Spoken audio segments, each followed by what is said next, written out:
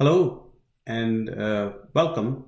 Thanks for joining this technical video on Azure Information Protection. Please allow me to introduce myself. My name is Atul Raizada. I'm a P-Seller Cloud Solution Architect, and some of you have already been watching my technical videos on different Microsoft stack. This is one of my passion or my hobby. I love doing that, and today's demonstration is around Azure Information Protection. Many of you probably have started looking into Azure Information Protection or already deploying or are in a stage of planning and deploying. So I hope this detailed video on Azure Information Protection may help you or your customers while you're planning to deploy Azure Information Protection. With that, before we actually dive into the demo and start talking about the phenomenal functionality and feature sets that Azure Information Protection offers, let's just try to understand what business challenge, what technical challenge, and what security challenge we are trying to address, right? That will set the stage for this technical demo. And with that, I hope many of you would agree with me that there is a growing concern in organizations and enterprises of almost every size and every type about the data protection, right? And when we talk about this data protection, it becomes extremely difficult for organization because more and more organizations have started taking advantage of cloud services, just not Azure, but any other cloud, right? They are using infrastructure as a service, platform as a service, software as a service, private cloud, hybrid cloud, public cloud, multiple public clouds. So data is stored on customer-owned data centers and their file servers and their databases and the application, and users' desktop, laptops, mobile devices, right? So data is all over. This is the modern world that we all live into is all about data, right? And data could be at rest, data could be moving, or data could be in transit. So when you look into holistically the data footprint, right, where the data resides, how the data is moving, how the data is transitioning, data is sitting at rest, it becomes a daunting challenge for organization to have a proper control, protection, and monitoring, and obviously corrective actions if they find anything. This has been a number one priority and number one concerns for most of the CIOs, CEOs, CFOs, CISOs, and even people like us who are in the technology business, right? So that is the real challenge, and in my viewpoint, Azure Information Protection does a phenomenal job to address the overall challenge, not just doing the protection, but the complete life cycle of data management and governance kind of thing as well. So with that, if I need to go into the next slide, that probably would explain it a little better. And I think this is a Microsoft slide, so no credit to me. Azure Information Protection could be viewed into three different segments. One is classification and labeling, in the middle, the protection, and towards the extreme right hand side, the monitoring and response that is possible. And I think that is what I was trying to refer earlier, that the whole life cycle, right? Just not protection, just not classification, just not monitoring. It gives you a holistic viewpoint of the data management in the organization, right? So let's start with classification and labeling. Pretty straightforward, pretty logical in my viewpoint, because organizations now would have the ability to classify the data. And again, it is very important to reiterate this message that data could be at any location. It could be on the user's workstations, it could be at the data center, the file servers, it could be in cloud, it could be in rest, it could be moving, it could be transitioning. So that is what makes this product more interesting, right? And in that case, organizations would have the ability to classify the data based on different variables. For an example, if a customer decides that, hey, if you find a PII information or PHI information, I need to label it. Or hypothetically, another example could be that if you find anything in any file, any document, any email, something related to social security number or credit card number, I would like to label it appropriately. and we can choose our own labeling naming convention and say, hey, classified or secure or important, right? Whatever, personal, external, however you want to name it. And that is the first part, which I think is very logical in our approach. And then we go to the next part, which is the protection. The protection is offered through Azure Rights Management Services or Azure RMS. And I think many of us are familiar with Azure Rights Management Services because this has been in place for quite some time before even AIP was introduced. And many organizations might be using the Rights Management Services ADRMS on their on-prem environment because Microsoft introduced, I think, back in Windows Server 2012 in space. So how does Azure RMS helps us protect the data? Obviously, we have the ability now with Azure RMS to encrypt the data either using the Azure key, or you can have your own key, HYOK. That is possible, and that's very simple. I don't think I would be able to demonstrate you HYOK portion of it, but we will use Azure key in this demonstration. And then comes the access control, right? Let's just try to understand what that access control means. The access control means that first, that who should be able to access that data. And again, the data includes email, files, and we'll talk about the different types of files that are supported, right? And then what would be the level of access? The level of access could be just a read only, or you can allow them to save or not save, or reply all, or print all. You can customize that access control layer for different sets of users too. And that makes it extremely important.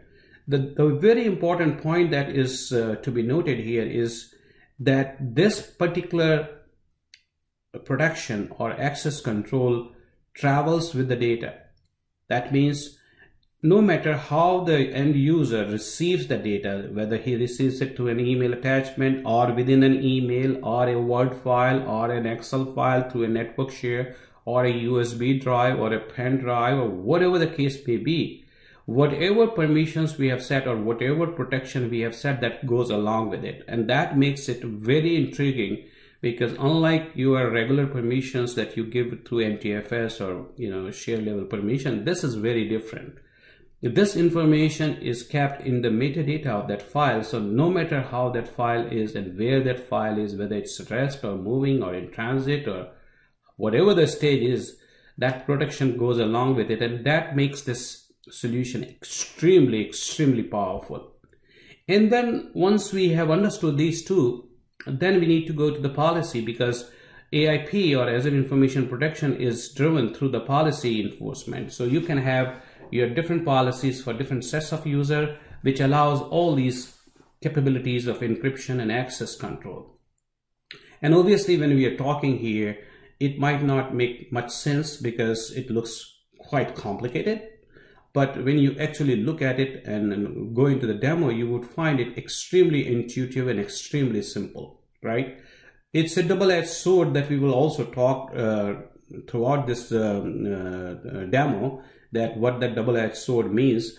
But the implication that I have is that it has to be deployed very carefully, because if we don't train our users properly, then not only it can provide protection, but the other hand is that it may cause a lot of help desk calls, because if the users do not know what they're using and how they're using, and I'll demonstrate you what I really mean out of it. So deployment and end user adoption is the key here, right, which we will discuss. Then the last part is that, okay, classification and labeling is all good. We have ensured that we can provide the protection, adequate protection through Azure RMS, but it is insignificant and it is not complete unless we have a proper monitoring, and then we can take the corrective actions or we can respond to that, right? So that is also included into the AIP offering. By doing the document tracking, we have multiple ways of doing it. You can also do the admin tracking, you can do a user level tracking, you can do the forensics, you can see how the users are using the rights management services and AIP.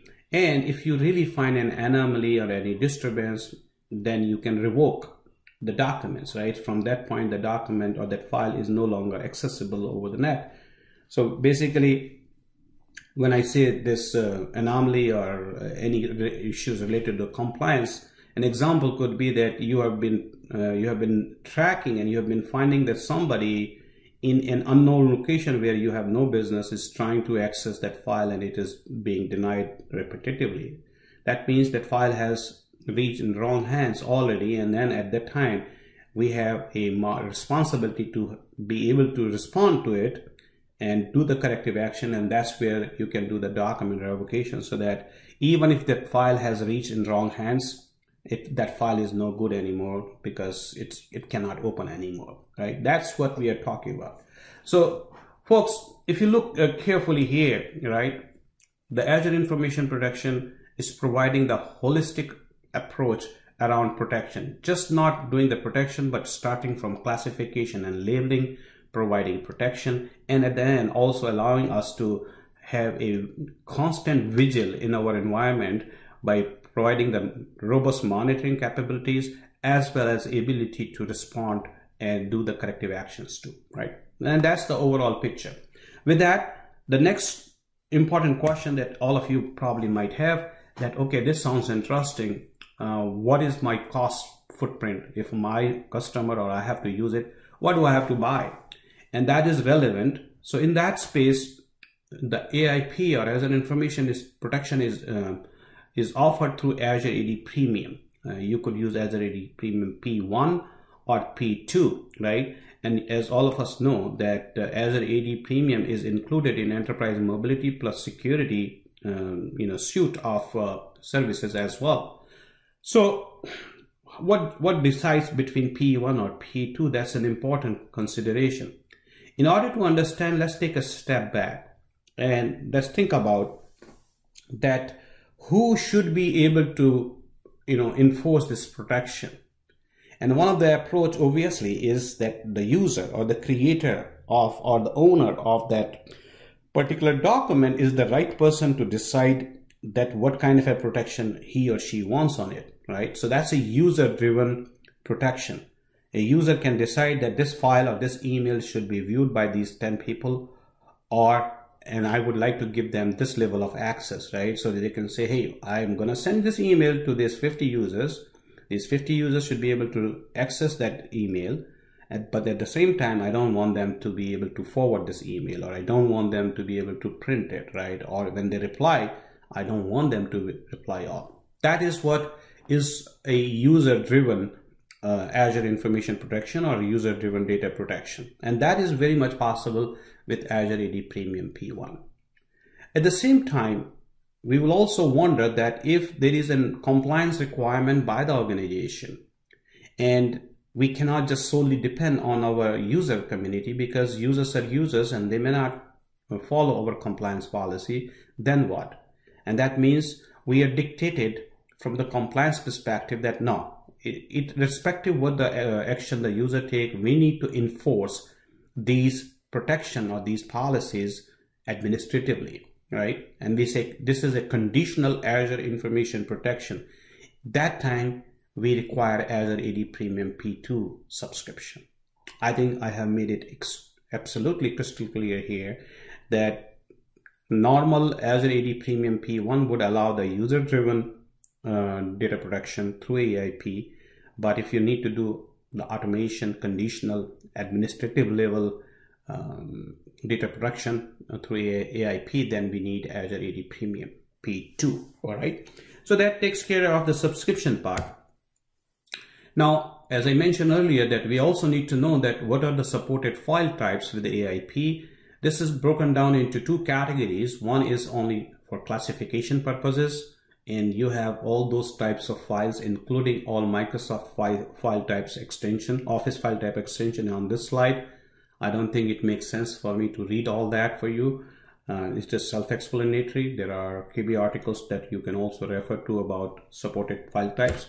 And the second is the all AIP supported file types for protection, right? And again, there is no need for me to read through and bore you with this information. This information is available to you in this slide and also available on Microsoft KB articles. So feel free to either capture these two slides or go to Microsoft KB article and download this information for you. With that, I think we are now ready to go to actual demonstration of AIP, right? I'm going to pause here for a second, and I'm going to jump into my lab to show you the actual AIP in action. All right, folks, so I'm logged on to my Office 365 admin portal. Now, we obviously need to have the subscriptions taken care of, and once we are ensured that we have the subscription, I'm logged in here as a global admin on my tenant here. And the first task is to activate the AIP.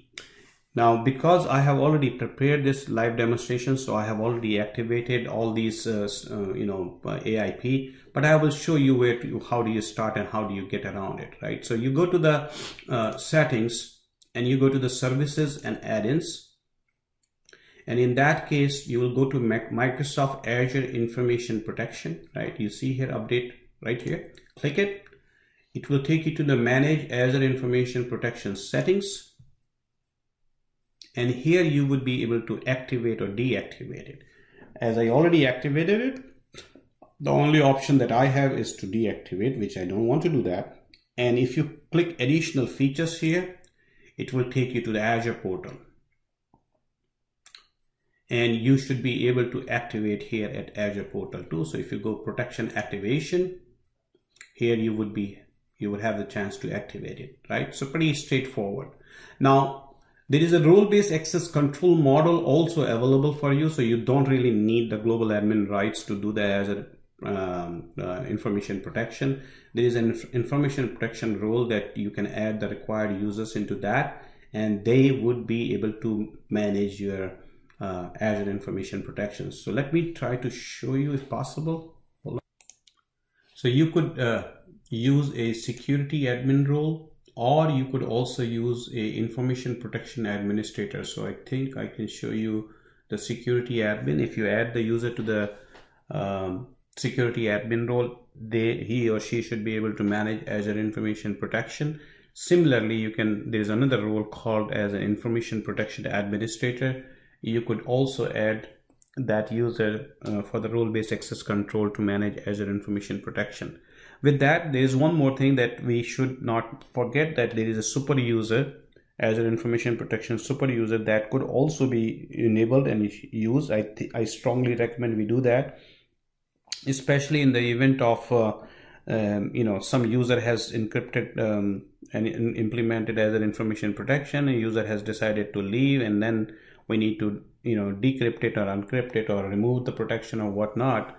That super user is extremely helpful in those scenarios. So we should probably, in our demo, should also show you how to create a super user as well. With that, so we have seen so far that how do you activate your Office 365 AIP, and how do you activate your Azure Information Protection in Azure portal. You have also seen that you could assign and use security admin role and information protection administrator role to manage AIP. And then later I would also show you the super user as an information protection super user creation, so that in case we need to do anything in the absence of users or see what's going on, then we can log in as a super user to make sure that data is still accessible even if it has been protected by somebody else, right? So that is the premise. Now, have we completed our steps? Perhaps not yet, because we would also need to see that there are some additional PowerShell command that we need to run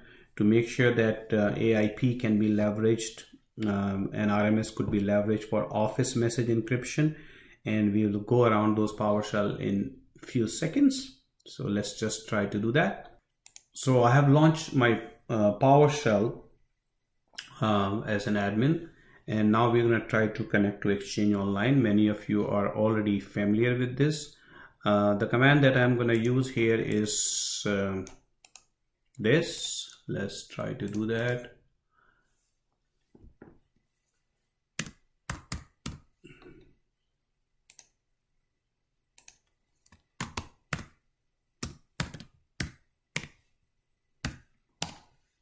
All right, so I'm connecting to Exchange Online PowerShell.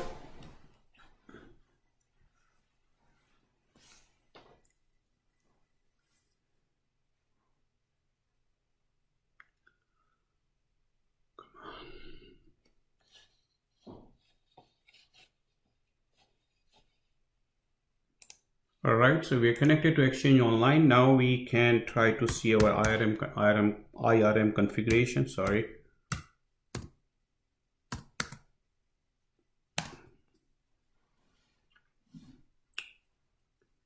And that should give us our current state of the Azure AIP and RMS configuration for Exchange Online. You can also do the similar thing for SharePoint Online too. But as I already mentioned that I have already enabled that, activated that, so it's going to be all good so far. But I'll also show you that if you have not done then what you would see, right? So it's all true. My RMS Online key location is in North America. See, na.aadrm. So for an example, if you do that and it has already not been configured, so what you need to run is another PowerShell command, and I'm going to bring it here for your reference, and that would be the command, right? So you will run this, and that you can choose your territory or region for this key sharing location. It could be North America, European, or Asia, or South America, or Office 365. And once you did that, then you also need to make sure that you also set IRM configuration internal licensing to be true. So as I was mentioning, that this command would turn the OME, the Office Message Encryption, and then you also need to do, if you want to enable or disable on the OWA, Office 365 OWA, the capability of AIP or rights management services, then you can either turn it on or you can turn it off by running this PowerShell command, right? And last but not the least, we need to install the ADRM PowerShell module, so to see the admin tracking log and user usage and forensics and all whatnot. You also have this URL here that would also help you that to install the ADRM, right? So I have already done that. And the last but not the least, we can also test our ADRM configuration here, and let's run that PowerShell command to make sure that you understand that as well.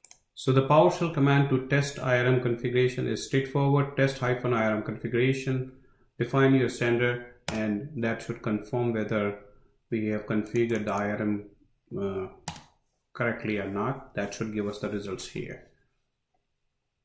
And if you see, the results have passed. It has also seen RMS templates, right? Acquiring RMS templates, so it looks all good.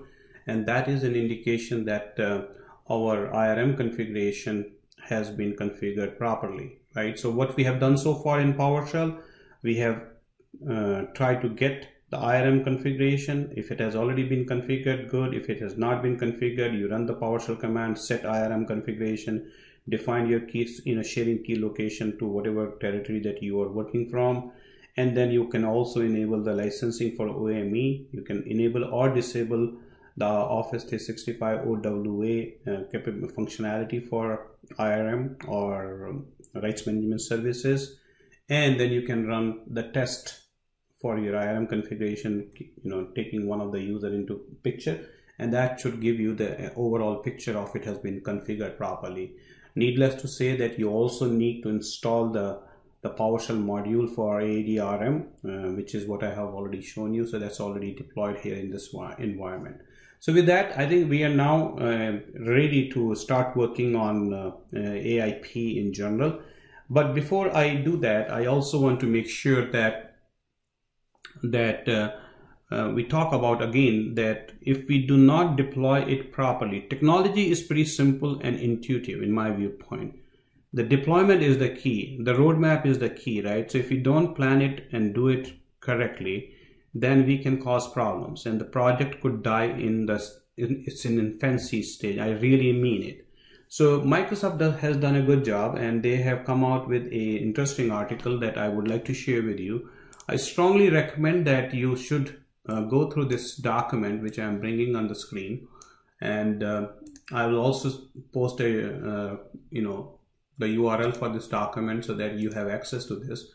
End user adoption guide is extremely important. How you deploy it, and what is the different T levels, and what end user adoption is, how do you go slowly. This is very interesting.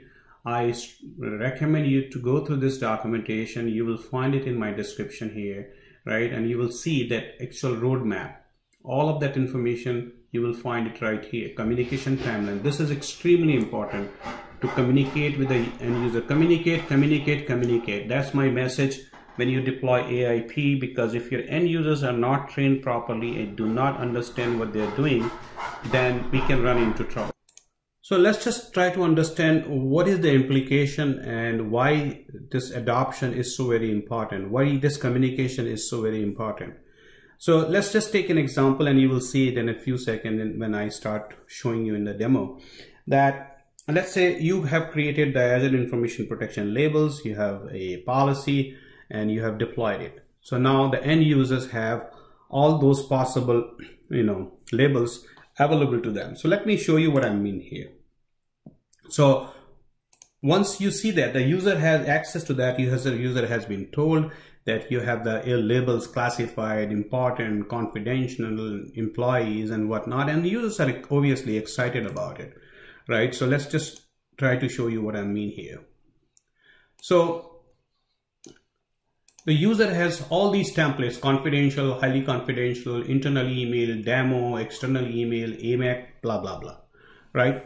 Now, user is excited and he doesn't even know that what this label is configured for. Who are the actual users that has been included as a proper recipient of that label and the protection around it. So for an example, the user is writing an email to several users, and they could be internal and external users, and the template that he or she chooses, that template does not have those users listed in that, and we'll see that in a second what I really mean, right? And he or she sends that email. Now that email is received by all those recipients, and those recipients who has not been included in that Azure Information Protection label from the protection side, now they can't even open it. And the users are just going to start calling help desk. Some of the users would start calling the user, the sender, and say, hey, are you sending me a spam because I can't open it? It takes me weird places.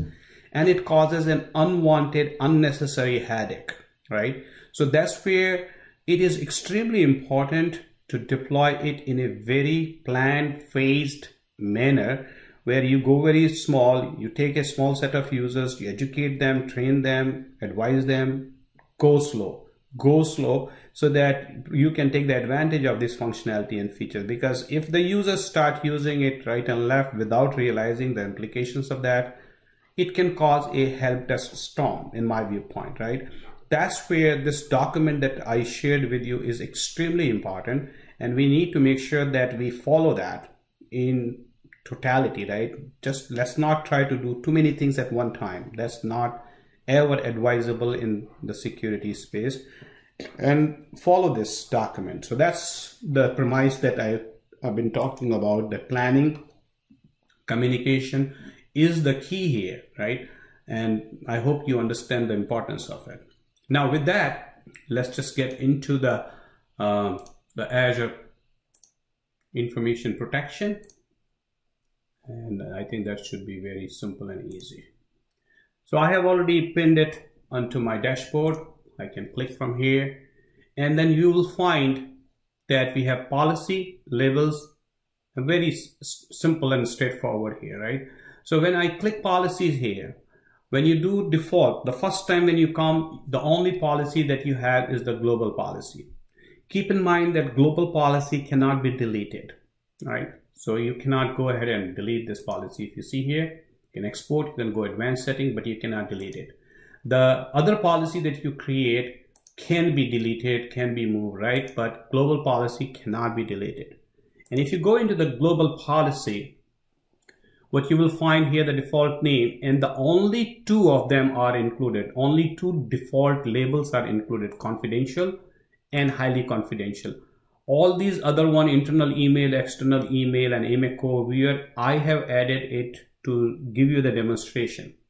Why this is so important is that any label that is not included in global policy, again, please note very carefully, any label that is not included in the global policy would not show up when you try to configure Exchange Online transport rule based policies for encrypting your email. So if I don't have internal email, external email, and AMAC courier labels here, I would not be able to take the advantage of these labels in Office 365 Exchange Online or SharePoint Online. They will not show up. Only the labels that has been included in the global policy would show up there. Extremely important, right? You might waste your time. I just don't want you to do that. So please take a good note of it. The second is that this global policy would be applied no matter what you do, right? So any additional policy can add additional labels, but the global policy would apply. So, and if you go here, you see add and remove labels, right? You can remove the labels if you don't want here, but you will not be able to delete this whole policy. So if you don't want them to be showing up here, but make sure you do the global policy correctly, right? So let's say I remove this confidential, highly confidential. I only leave these 3 here. You could do that.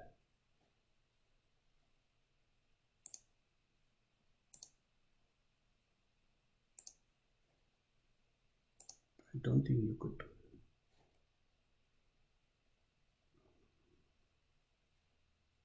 So that is what about the global policy that we have understood so far, right? So now if you go here, you can also set the default label, right? So out of that, I would not do that here, but you can say, hey, if anybody here, you can say, I need to apply that, I need to enforce that, right? You can apply any of these labels as your default policy. And you can also enforce, important here, all documents email must have a label. If you decide to do that, every single document, every single email would automatically be labeled based on the default label you do that, even if the user doesn't want to do that, right? And that is our discretion whether we want to do that or not. But it would become more important and interesting when you see the new customized policy and how do you apply it to, right? So that's what it is, right? So user must provide justification. All these are very intuitive. We are not changing here on the default global policy, but we would see the impact of it onto our customized AIP policies. I also want you to take a note of that. You see here that we don't even have an option of selecting which users you would apply this global policy, right? That means it reconfirms, reestablishes my point that global policy would be applied to all the users in your environment, no matter who it is, right? You cannot change it. With that, let's just close it here and try to understand the labels here. So you would also see in my environment, I also have protection template. These are old RMS template that I have been using before AIP came into picture, right? You have the ability to convert them into a label, or you can leave them the way it is. I left it a few of them here to show you that if I can here convert to the label, I can do that, right? That is possible. And ideally we should do that. But I just want to leave it here to be able to show you here. So what does that actual label means here, right? So you will see these labels have marking, that means classification. And we also can do the protection. This is optional depending on how we want to do that. So what it brings to you as an organization is that you can just classify a particular file type and do not provide any protection. Absolutely doable, right? You could only do the protection and do not classify that. That option is always there for you. That's what I'm trying to mention. And then you can include or exclude those labels from your policy. So many of these are not included in any policies, right? See, for an example, this is just sitting there. It's not published. It's not in any policy. That means it's not showing up on any user side, correct? Let's look into one of the labels here. So you see here, what we have done here is an external email. That's the name. It is turned on. You can turn it off. The description is very simple. You can select the a color, and it is just cosmetic here. The color is the box that you see in the list of these labels here, so it's not that big. So let's just temporarily change it to show you the impact of it. And then, as I said, protection is optional, right? And in this space, this is very important to understand. What I have done here is, in terms of protection, set permissions. So I want to use this template to send encrypted emails to these two particular email domains. One would be gmail.com and second is the uslogicalis.com. Once I apply this AIP label into my transport rule, any email that I send to these folks, either gmail.com from my organization or us.logicalis.com, is automatically encrypted, and the users in those environments would be able to see that email flawlessly, right? When I say flawlessly, that means depending on their application, they may have a link, or they may be able to read it within their Outlook, right? Depending on how they are using. So, and then you have got a content expiration. You can say never, or you can say by days. Again, extremely intuitive. Offline access, you can do the same thing here, right? And we will see this in action. I'm not saving the same way here. Let's just do one more thing. Sorry, I should have shown you that. So you also have the level of granularity in terms of access level, right? So you see here, the gmail.com, I have defined the custom, which means I can allow the users to view the email or view the document, and I can allow them to reply. The rest of the functionality I have taken away, right? Rest of the functionality I have taken away. Same is that. So I could have a different sets of access for different types of users too. So if I close it here and I close this blade and I go to the US Logicalis, I can have, again, I did the same thing here, but I have an option to change the permission for Gmail and US.Logicalis. And that is what is the advantage of doing that, right? Now, this is interesting, right? So we have got both of them. Then we also need to understand the conditional access as well, right? So let's try to see the one that we have here. I guess, I don't know whether I did that or not, but we can do a conditional protection as well. Let's see this, if we can use, which one I should use. Let's say demo, right? So turn it on, color, as you already see. I will show you the colors here. Protection, what we are doing here in the protection, set permissions, right? We are doing it to these two, the us.logicalis.com specific user here and specific user here as well, right? These are the permissions, and see what's happening here. This is custom. I'm just being too restrictive here.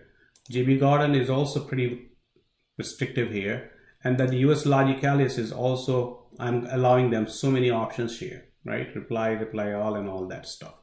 Now, if I close it here, you have expiration that we have already talked about, right? So what we are also saying, that set visual marking for header. So if there is a document, Word document, Excel, PowerPoint, you can mark, put a header on that document, and which says classified, header size, colors. Very intuitive, and we are putting the header in the center. Document with this label. If you want to have a footer also, you can put a footer here, and I can also put a watermark here. And it's very intuitive. If you see here, you can define the size, you can define the watermark color, and you can do horizontal or diagonal. I kept it diagonal.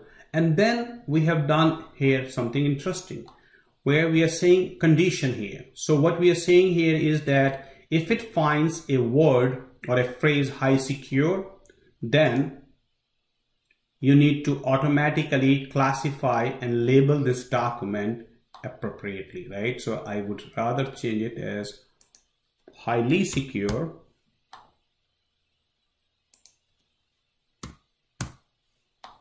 in regular expression, minimum number of count, extremely intuitive, right? Now, we have done that.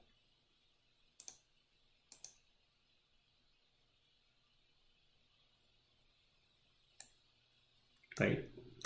Please, and then you can have a description. Please use it carefully. Apply only to JB and Atul. So the users would see that. If they try to see to someone else, that means they are causing issues for themselves, right? Select how the label is applied automatically or recommend it to the users. So this is what we are doing here.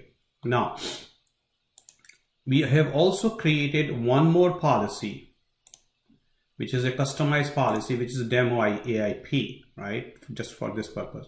Here I have the option to choose which this policy could be applied to what set of users. So here we can select the users. In this example, I have selected these two users. We can also select a distribution group or mail enabled groups, right? So instead of going each user one by one, let's say we need to have separate policies for HR, sales, operations, and whatnot, right? So you can have their distribution group ready and you can apply this policy to that distribution group, right? You will see here that because the global policy has all those labels: confidential, highly confidential, internal email, external email, and AMA courier, it's all automatically going to show up when you try to create a new policy. But I have added the demo that I have just showed you earlier into this policy, right? And you can, again, you can set the default label. I am scared to do that because then every single document, every single file would automatically be classified based on this label here, right? I don't want to do that. Users must provide documents and email must have a label, right? This is individual organization choice if they want to do it or not, but I left it the way it is, right? So now we have configured the AIP. We have a demo policy, we have a global policy. Now if I try to create a new policy, I will not create it, right? So let's see here.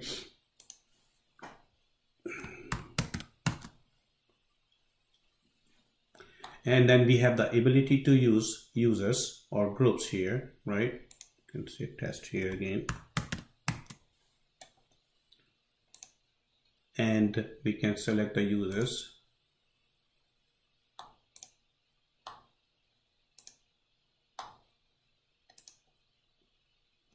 Let's see if I have a distribution group here.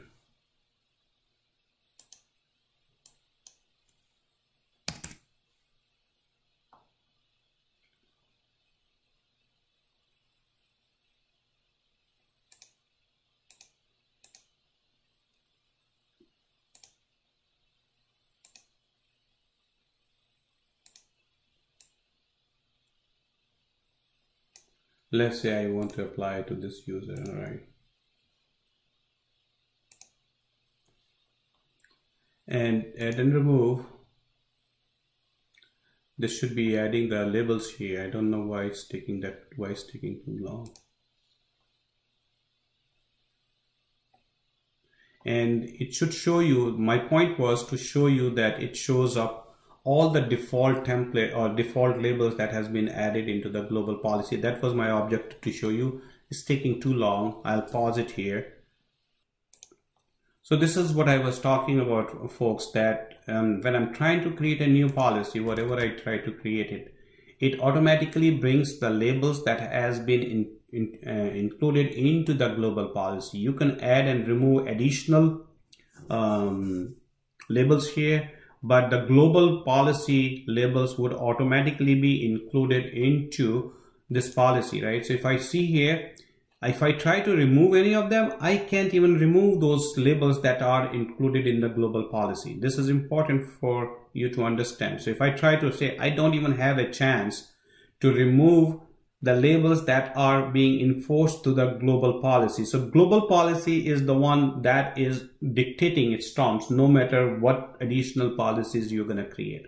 I hope that is crystal clear to you now. Now with that, let's try to see the actual end user impact now. Now the first is that we need to install Azure Information Protection Client on our machines, right? And there is a documentation. You can download it, you can install it, you can push it to a system center or however you want to do it. But that is what I'm talking about. And when you say the Azure Information Protection Client, Let me open a document.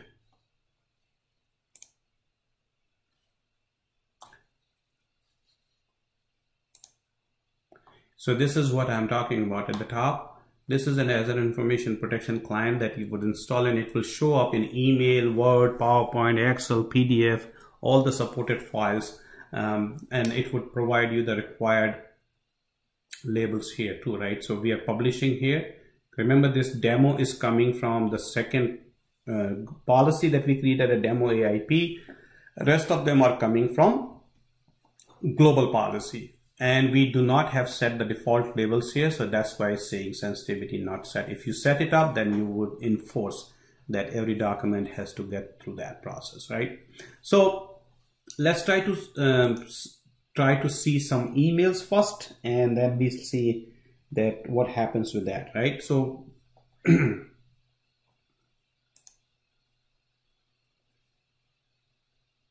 remember that we have an internal email template here. And that says where does it get applied to? So let's try to test this first. And it is being applied to these two domains, and the permissions levels are, you can view and reply only, correct? So we'll try this now, and let me connect to my another machine. So I have logged on to my Office 365 mailbox in my tenant environment, algildemo.onmicrosoft.com. I'm going to try to send an email, and I'm going to try to send an email to this another user, which is included in my template. And I say here, test internal email label, and I type here 05 23 18.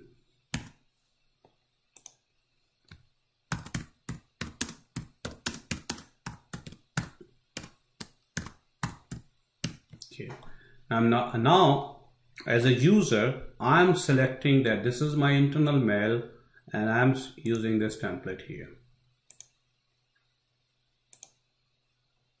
right? Permissions granted by this guy, and I'm gonna send this email. See what happens now. So folks, this JB Gordon has received this email that's today, and test internal email, we just sent it, and guess what? It is protected through Azure Information Protections and Rights Management Services. It can be seen because this is an advanced OME and advanced Office 365 client. This is the advanced functionality. So users do not see a link to open this email. They can see it in their Outlook without doing anything extra. That's the beauty of it. But if some other old client or some other application, they might see there is a link to click, and then once they get it, they sign in, and then they open the actual encrypted email. The interesting thing that I also want to show you, because we are applying that template here, you will see that reply all forward is grayed out, right? That's just grayed out. It cannot print it. It cannot forward it either, right? So you don't forward, you cannot reply, you cannot even print it. You cannot save as, you cannot save attachment, cannot do anything, right? This is what, because remember that if you go back into the template here, what we are seeing here, view and reply.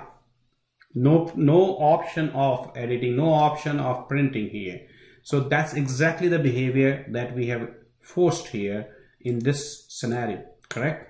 So that means our template, internet email template, is working as expected, right? Now let's try to do something different, because remember that who are the two users here, or who are the two domains, LGL-MSFT and LGL-demo.onmicrosoft.com. So what if the user decides to send it to Gmail account? Then what happens, right? Because as I said, users may not know what this template is all about. So let's try to do that. And we send another email to Gmail.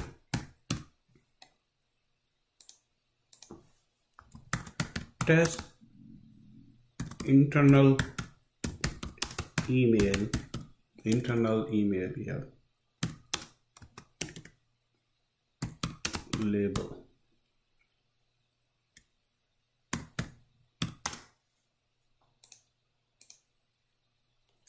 Zero 05 23 18.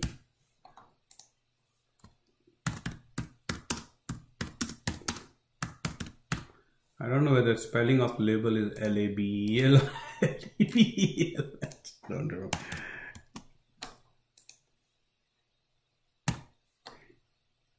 So bear with me for my poor English.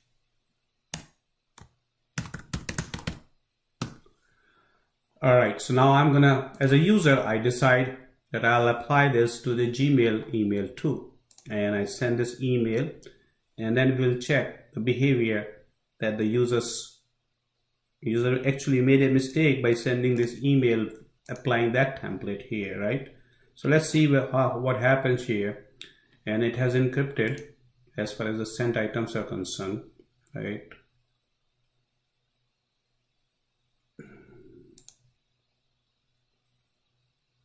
Okay, let's see into Gmail now. Okay, so I have received it in a Gmail here, right? This is today's email. And as I said, this is not that advanced client, so you will have to click the read the message. And you will have to sign in with Google. And I hope that is, yep. So because Gmail is not a intended recipient on this label, it has not been included into the permissions, just denied it, right? So we have tested it successfully now. Okay, so now I'm going to close this here, and we're going to try to test the external template here. Okay, so give me a second. So if we are going to test external email, I expect that when this user uses the external email for gmail.com, that means the Gmail user should be able to see that email successfully. That is the test that we are going to do now. Okay, so I'm going to send another email to the Gmail account.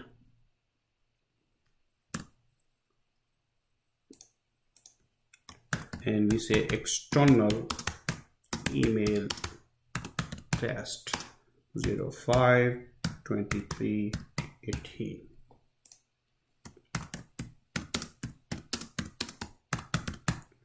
And this time user is picking up the right template, right?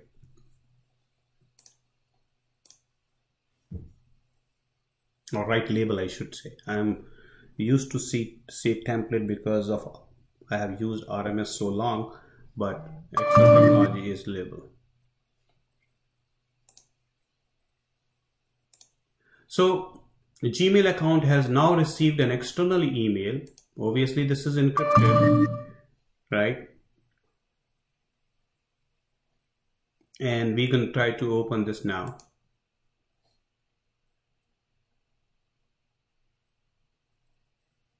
It opens fine because now we use the right template here. And by the way, I believe if it's the right template, you have taken away the feature sets of reply all and forward, because that's the permission you allowed this user to use it, right? So that proves our external email template is also working fine. Now we're going to try to apply the another label that we have created, folks, which was the demo label, right? If I go back into the demo, what is the demo situation that we did? We are applying it to Atul, JB Garden, and us.logicalis.com, right? So we're going to try to do this and we'll see what we can come with. So in that scenario, let me open a document, a Word file. Let's say we do this AIP here, or create a new file. And demo test demo label. I think that's the right. This is a test, right? And now the user decides to apply the right label here and say this is my demo. Guess what happened? You got the header here, you got the classified here too. The permissions are also granted here, right? and he can save it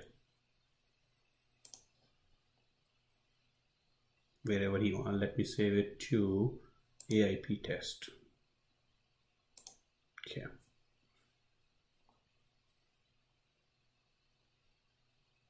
You can also view permissions here, right? So JB Gordon only has yes, blah, blah, blah. Okay. Now, so we have tested that demo label as well. Now we should also, in the demo, we also have something that we have classified here, that if you have highly secure, then it should automatically do it for you. So let's try to do that. So again, I'm going to open a Word document.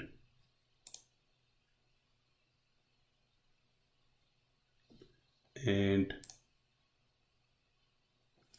right here, this is highly secure.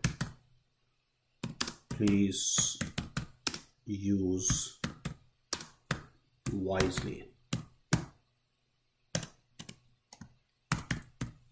This is a test.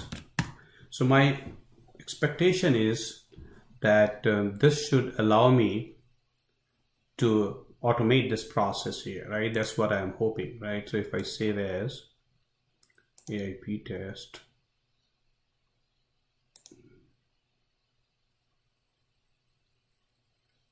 so you got that warning here, please use it carefully, applied only to JB and Atul, right? We got that message, and it should have protection set up here. So let's go back into that.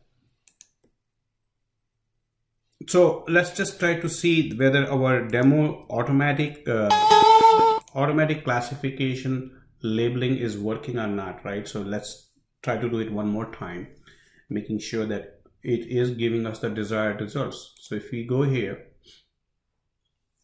and we type here, this is a sow, but it is highly secure document.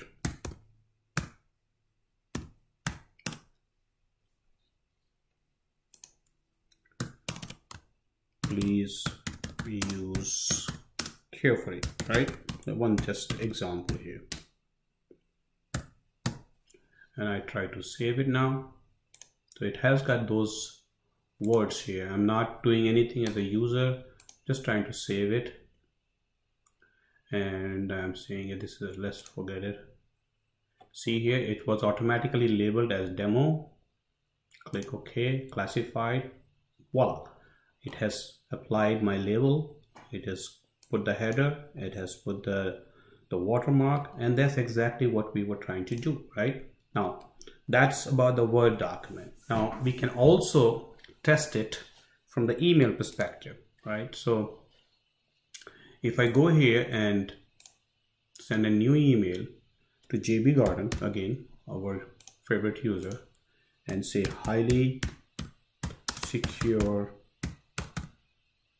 email test 05/23/18.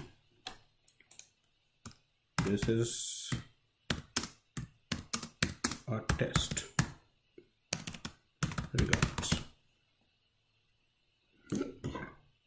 See, it's automatically applied the label. I didn't do that. The user didn't do anything, and it has worked over conditional one. And we'll see the impact here too.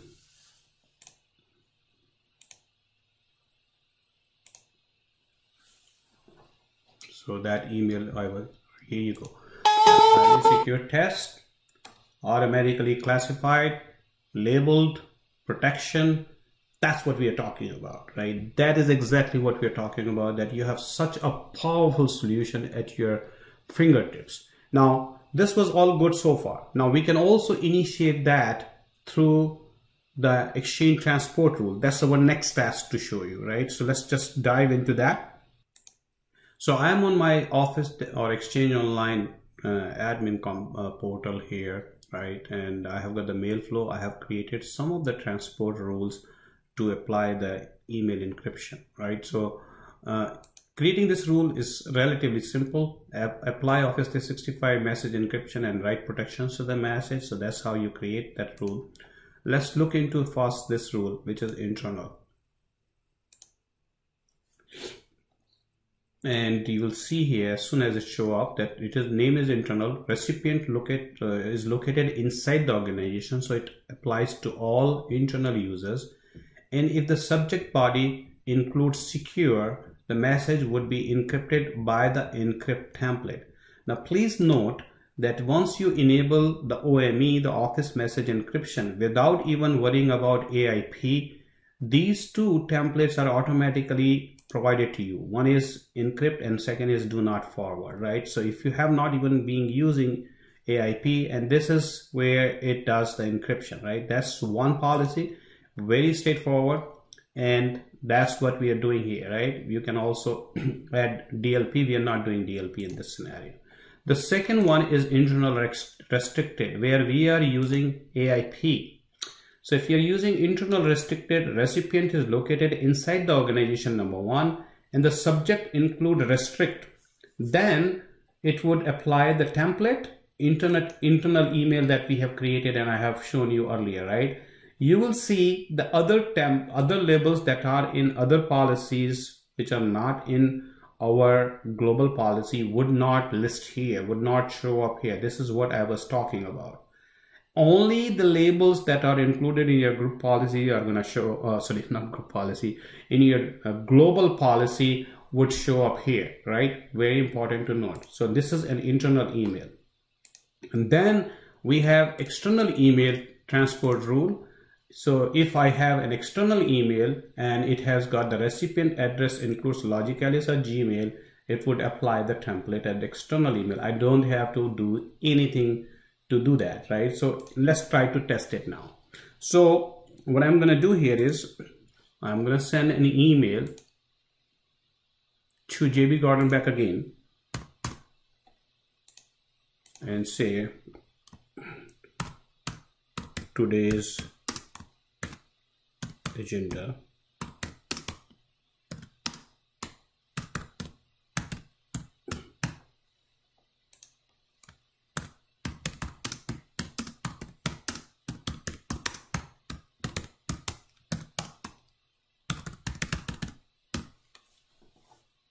Right, not doing anything. I'm leaving it to exchange transport rules, right? And remember that the transport rule that we have here for internal restricted, the word that is going to trigger is the restrict, right? So I hope that works.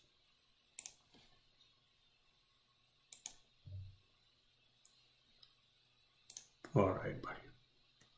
So I sent that email and I'm hoping once it is received by JB, it is. So you see folks, the transport rule with Office Message Encryption using AIP is working as I expected, right? So he sent an email to this agenda and it got it. And because this is an Office 365 Outlook 2016 client, I can even read it without even doing anything extra. Obviously, this has the same template, so it would take away the capability of replying all, forward, and print. Beautiful. That's what I was talking about. If it is used properly, if it is planned properly, deployed properly, it is a phenomenal tool in the hand of CISOs and security administrator, IT administrators, and organization. That's exactly my point was, right? So this is one test. Now the second test that we need to do with the transport rule is try to send an email to Gmail account without doing anything, right? So let's say here, Gmail. Okay, boss.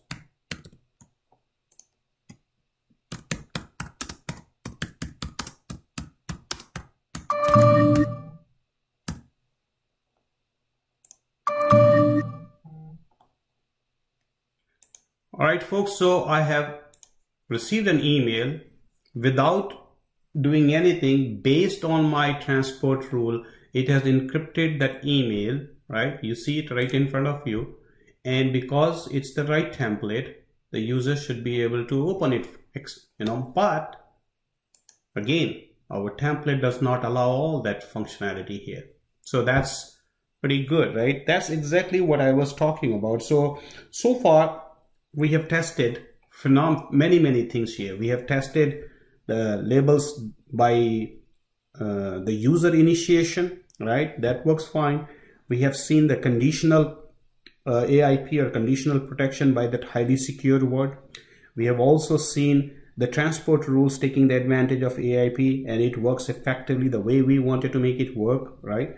Again, this has all to be planned and deployed in a very methodical way. If we don't, then we can run ourselves and burn ourselves. This is what I keep saying it, but I really mean it, right? And we have also seen the documents are being encrypted. Last thing is that you could also deploy it to the file servers and classification engines.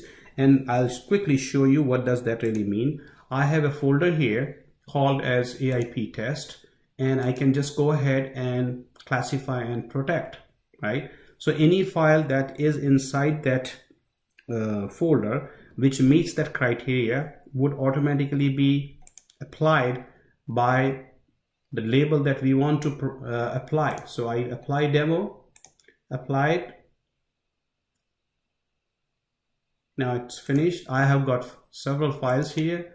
So you will see AIP test3 document.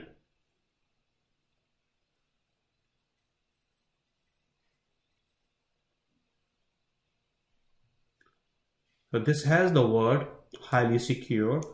So that label is applied, the demo, and you have the permissions, right? Pretty cool. But the second document does not have the highly secure word, I hope. So, oh, it applied here because I force that label to be applied to all the files, right? But that's why that label is applied. No matter what I have, all those files are now labeled with this demo label here. But the point that I had made here is that if you try to save a new file into this, it would automatically be labeled as we have planned here. With that, the next part of that, so we have seen the classification, we have seen the labeling, we have seen the protection. Now we need to go into the next phase of monitoring and revoking the protection out of it, right? So I'm going to pause and come back here. So folks, let's just go into the monitoring, tracking, and revoking stage of our solution of the AIP. Once we have understood classification, labeling, and protection, that's the last part of our demo. And if you see here, you can go as an administrator or as a security admin to portal.azurerms.com, and it would show you all the data that is being protected by AIP.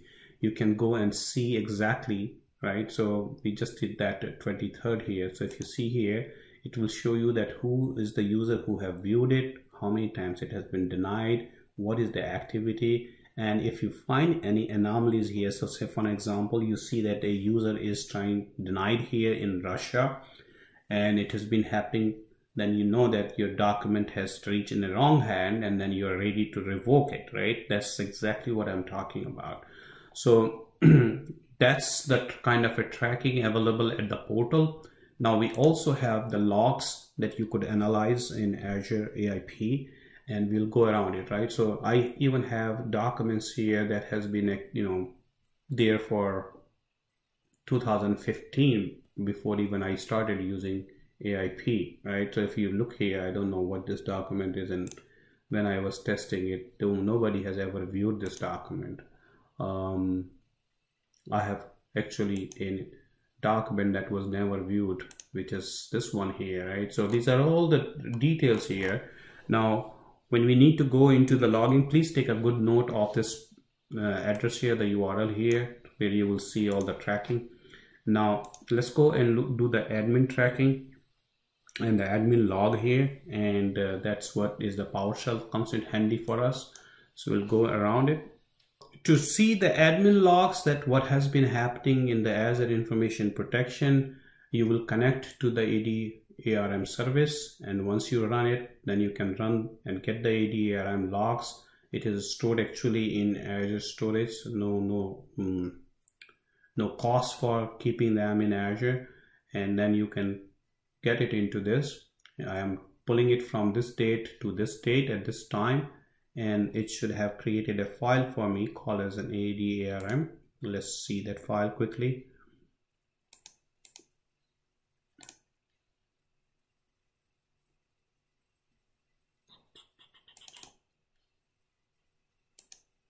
And that's the file we just created, 11:01 a.m. And that's how the file looks like. It shows you all the templates in different languages as well, right? So it gives you detail. I'm not going to read everything for you, but that's the AD/ARM log. That's how you create it. And then we can also do the usage from the end user perspective logs too. So let's try to see that. So in order to see the documents protected by a specified users, we can run the get AD/ARM tracking log, and that would show you that which documents have been protected by a specific user, and we can try to run this PowerShell.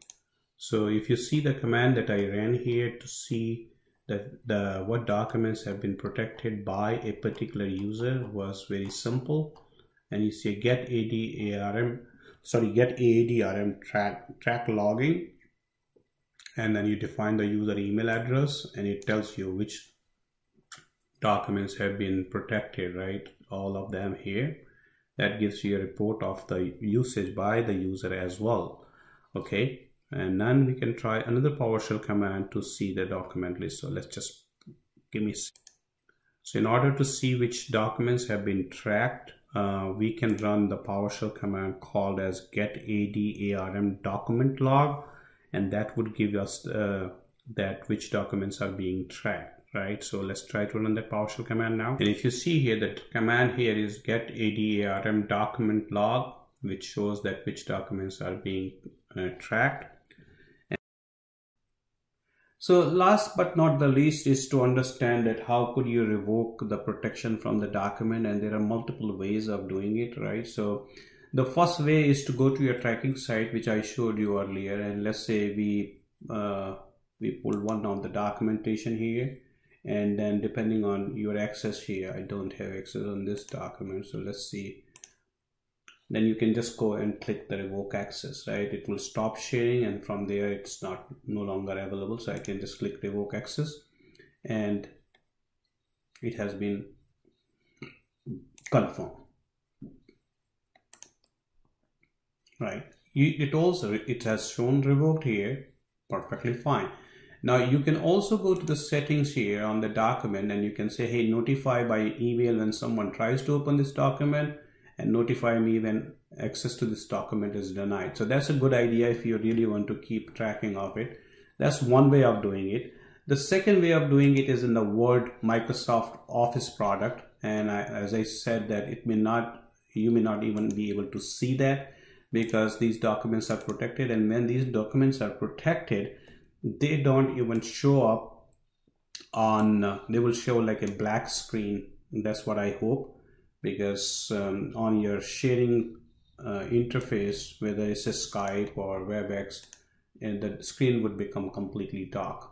But if you, I don't know whether you would be able to see that or not, I don't know in my recording, but if you go to the Protect tab where the Azure Information Protect is, you click that, you drop down, and you will have the option to click track and revoke, right? That's what, I don't know whether you can see this or not, but that's where you can do the track and revoke as well. And in the same way, you can also go ahead and delete label on the folder, right? So let me just go back here and right click here and classify and protect, and I can go ahead and delete the label and apply, and the protections is pretty much gone, right? So that's another way of doing it. Now with that, I think the last piece that we have to cover is to ensure that we are taking care of the super users, because that could be important in order to open these protected documents and do anything around it, even in the absence of the user if the employee has left. So the command is very simple: connect ADARM service, and then the next command is enable ADARM super user feature, which is turned on. Then you can add the users or groups to this particular super user role, right? And that's what it is.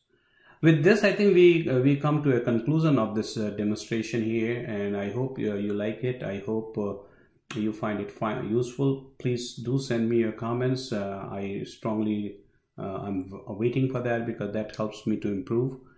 And before I leave you guys, I just want to say one thing that I keep telling my customers, that security should be an enabler and not a prohibitor, right? And that's very important. As long as we keep that uppermost in our mind and design and architect the solution where we provide additional functionality in terms of security, but do not prohibit the user or do not prevent the user's normal day-to-day operations, we should be fine. Please follow the document. Please follow that Azure Information Protection and User Adoption document carefully. I wish you success here, and thank you again. Thank you again for most valuable time, and have a wonderful time. Bye-bye.